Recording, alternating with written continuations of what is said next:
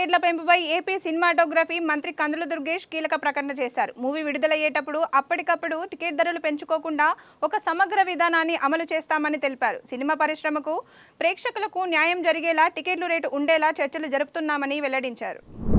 LVM-3 M6 ప్రయోగం విజయవంతంపై AP governor Abdul Nazeer, CM Chandrababu Naidu ISRO శాస్త్రవేత్తలకు అభినందనలు తెలిపారు. మంత్రి నారా లోకేష్, మాజీ సీఎం వైఎస్ జగన్ కూడా ఇస్రో శాస్త్రవేత్తలకు అభినందనలు తెలియజేశారు. ఖైరతాబాద్ ఎమ్మెల్యే దానం నాగేందర్ కీలక ప్రకటన చేశారు. తాను కాంగ్రెస్ పార్టీలోనే ఉన్నానని స్పష్టం చేశారు. ఫిరాయింపు ఎమ్మెల్యేలు ప్రస్తుతం ఏ పార్టీలో ఉన్నారనే విషయం తనకు తెలియవని అన్నారు. తెలంగాణలో విద్యార్థులు లేని జీరో ప్రభుత్వ పాఠశాలపై పాఠశాల విద్యాశాఖ కీలక నిర్ణయం తీసుకుంది. విద్యార్థులు లేని పాఠశాలను తాత్కాలికంగా మూసివేయాలని నిర్ణయించింది.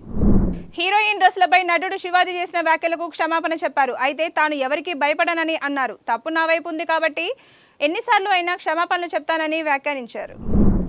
జ్యోతిషుడు వేణుస్వామికి నటి ప్రగతి కౌంటర్ ఇచ్చారు. తన పూజల వల్లే తాను విజయం సాధించానని వేణుస్వామి చెప్పడం సరికాదని ప్రగతి అన్నారు.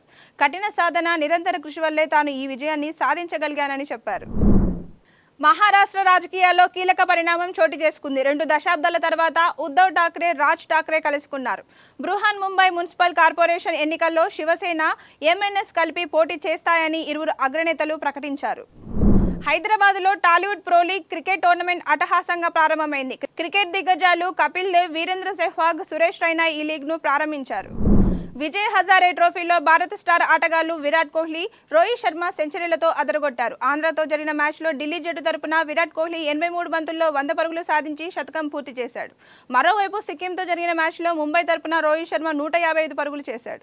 Please subscribe to the channel and download the Politicos app from the links in the description.